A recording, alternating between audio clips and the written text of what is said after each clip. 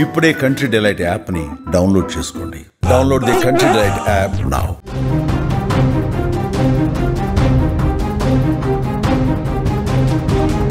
తెలంగాణలో స్థానిక సంస్థల అంశం మరొకసారి తెరపైకి వచ్చింది. హైకోర్టు ఆదేశాలతో గత కొద్ది రోజుల క్రితం నోటిఫికేషన్కి ముందు ఆగిపోయినటువంటి స్థానిక సంస్థల ఎన్నికల ప్రక్రియ ఇప్పుడు మరలా మొదలవడానికి సిద్ధమవుతున్నట్టుగా తెలుస్తుంది. తెలంగాణలో స్థానిక సంస్థల ఎన్నికలు అతి తొందరలోనే కొద్ది రోజులలోనే ఈ యొక్క ఎన్నికలను నిర్వహించేందుకు ప్రభుత్వము సిద్ధమవుతున్నట్టుగా తెలుస్తుంది. ఇప్పటికే వచ్చే నెలలో మళ్ళీ కొత్త షెడ్యూల్ని కూడా జారీ చేసేటువంటి అవకాశాలు స్పష్టంగా కనిపిస్తున్నాయి. ఇందుకోసం క్యాబినెట్ మీటింగ్ కూడా నిర్వహించబోతున్నారు.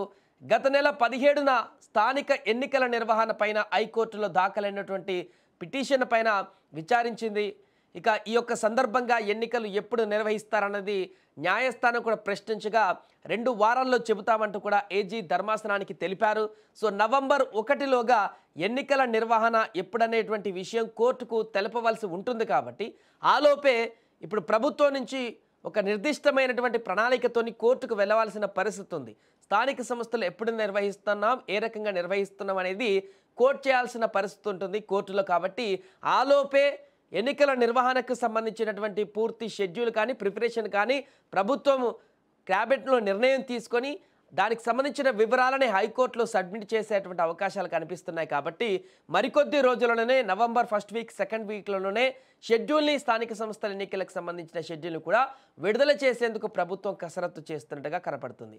ఇక స్థానిక సంస్థల ఎన్నికలు నిర్వహించాలంటూ ఇప్పటికే ఎమ్మెల్యేలు కానీ ఎమ్మెల్సీలు కానీ కార్పొరేషన్ చైర్మన్ల నుంచి కూడా ప్రభుత్వానికి ఒత్తిడి కూడా వస్తుంది. ఎందుకంటే గ్రౌండ్ లెవెల్లో చాలామంది స్థానిక నేతలందరూ కూడా డిమాండ్ చేస్తున్నారు త్వరగా ఎన్నికలు పెట్టాలంటూ.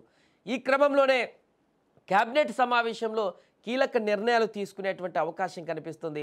ముఖ్యంగా బీసీ రిజర్వేషన్కి సంబంధించే క్యాబినెట్లో ప్రధానంగా చర్చించే అవకాశం ఉంది. ఎందుకంటే ఖచ్చితంగా మేము 42% బీసీ రిజర్వేషన్లను అమలు చేశాకనే ఎన్నికలకు పోతామంటూ కాంగ్రెస్ ప్రభుత్వం పదే పదే చెప్పింది. కాబట్టి కానీ ఇప్పుడు ఆ రిజర్వేషన్లకు సంబంధించినటువంటి అంశాన్ని కోర్టులో ఆ యొక్క ఆదేశాలని అంటే 50% రిజర్వేషన్ దాటకూడదనేటువంటి నిబంధనలను పరిగణలోకి తీసుకోవాలంటూ కూడా ఆదేశాలు ఇస్తుంది. కాబట్టి కోర్టు దానికి అంగీకరించట్లేదు. కాబట్టి మరి 42 రిజర్వేషన్ బీసీలకు ఏ రకంగా అందిస్తారు అనేటువంటి అంశాన్ని కూడా ఇప్పుడు తెరపైకి తీసుకువస్తుంది కాంగ్రెస్ ప్రభుత్వం. ఈ నేపథ్యంలోనే పార్టీ పరంగానే అంటే ఎట్లాగూ పూర్తి స్థాయిలో రిజర్వేషన్ అమలుకు కొన్ని అడ్డంకులు ఉన్నాయి. కాబట్టి రాజ్యాంగపరంగా చట్టపరంగా ఇప్పుడు పార్టీ పరంగానైనా 42% బీసీలకు రిజర్వేషన్లు ఇచ్చి ఎన్నికలకు వెళ్లేందుకు కాంగ్రెస్ ప్రభుత్వం సిద్ధమవుతున్నట్టుగా తెలుస్తుంది. ఇప్పటికే జీవో నెంబర్ 9 ప్రకారం 42% రిజర్వేషన్ అనేది దాంట్లో పెట్టారు, అమలు చేశారు. బట్ అది వర్కౌట్ కావట్లేదు.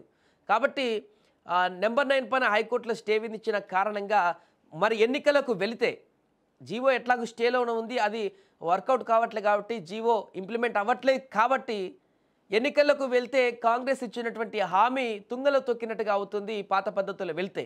అందుకే దాన్ని ఏం చేస్తున్నారంటే ఒకటే ఆప్షన్, పొలిటికల్గా కాంగ్రెస్ పార్టీ తరఫున 42% బీసీలకు పంచాయతీలో కానీ ఎంపీటీసీ జెడ్పీటీసీ వీటన్నిటి స్థానాలకు కానీ 42% బీసీలకు సీట్లు కేటాయించేటువంటి విధంగా కాంగ్రెస్ పార్టీ తన పార్టీ పరమైనటువంటి లైన్ తీసుకొని ఆ రిజర్వేషన్ని మా పార్టీ అంగీకరించింది అన్నటువంటి అంటే మేము కట్టుబడి ఉన్నాం ఈ లైన్కి అన్నటువంటి విధంగా ఆ రకంగా 42% పార్టీ పరంగా సీట్లు కేటాయించి ముందుకు వెళ్ళేటువంటి ఒక యోచన చేయబోతున్నట్టుగా కూడా తెలుస్తుంది. అంతేకాకుండా మిగతా పార్టీలకు కూడా డిమాండ్ చేసేటువంటి అవకాశం ఉంటుంది. 42% బీసీలకు సీట్లు మీరు కూడా కేటాయించాలని ఆ రకంగానే ముందుకు వెళ్ళేటువంటి అవకాశం కనిపిస్తుంది. రైట్, ఇక కొత్త షెడ్యూల్లో బీసీ రిజర్వేషన్లు పాత పద్ధతి ప్రకారం వెళ్ళవలసి వస్తే ఏం చేస్తారనే దానిపైన కూడా ఒక క్యాబినెట్లో చర్చించే అవకాశం ఉంది. ఇప్పుడు చెప్పుకున్నట్టుగా అదే క్యాబినెట్లో ప్రధానంగా పార్టీ పరంగా మనం 42% ఇచ్చేటువంటి అవకాశాన్పైనే ఏ రకంగా ముందుకు వెళ్ళొచ్చు అనేది కూడా కాంగ్రెస్ పార్టీ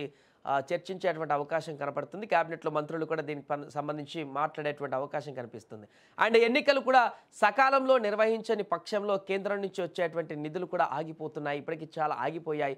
ఇదే చాలా గ్రామాలను కూడా అభివృద్ధి కుంటుపడేటువంటి ప్రమాదం ఉందనేటువంటి వాదనలు కూడా వినిపిస్తున్నాయి. కాబట్టి ఒకవేళ ఎన్నికలకు వెళ్ళవలసి వస్తే 42% పార్టీ పరంగా ఇచ్చైనా సరే ఈ యొక్క ప్రక్రియను పూర్తి చేయాలి.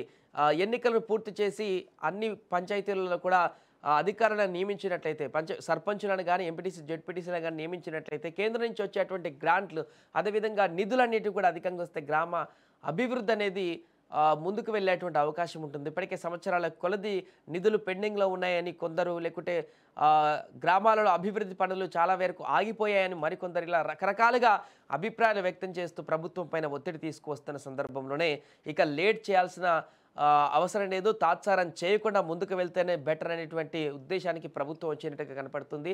సో ఇన్ని రోజులు వాళ్ళు ఆపింది కూడా ఒకటే, ప్రభుత్వము బీసీ రిజర్వేషన్ల అంశాన్ని ఖచ్చితంగా ఇంప్లిమెంట్ చేస్తున్నాం కానీ ఎన్నికలకు పోదామని చెప్పేసి ఇంత తాత్సారం చేసుకుంటూ వచ్చింది. బట్ ఇప్పుడు ఆ జీవో ముందుకు వెళ్ళట్లేదు కాబట్టి ఇక ఎన్నికలు నిర్వహించాలని కోర్టు కూడా అడుగుతుంది కాబట్టి ఎప్పుడు నిర్వహిస్తారని ఖచ్చితంగా నవంబర్ మొదటి వీక్ రెండో వీక్లోనే ఈ యొక్క ఎన్నికల ప్రక్రియకు సంబంధించిన షెడ్యూల్ కూడా కొత్తది విడుదలయ్యేటువంటి అవకాశం కనిపిస్తుంది. నవంబర్ మధ్యలోనే మంత్ పూర్తయ్యే వరకే కొత్తగా స్థానిక సంస్థలలో ఎన్నికయ్యేటువంటి సర్పంచులు కానీ ఎంపీటీసీ జెడ్పీటీసీ వీళ్ళందరూ కూడా కొలువయ్యేటువంటి అవకాశం కూడా స్పష్టంగా కనిపిస్తుంది.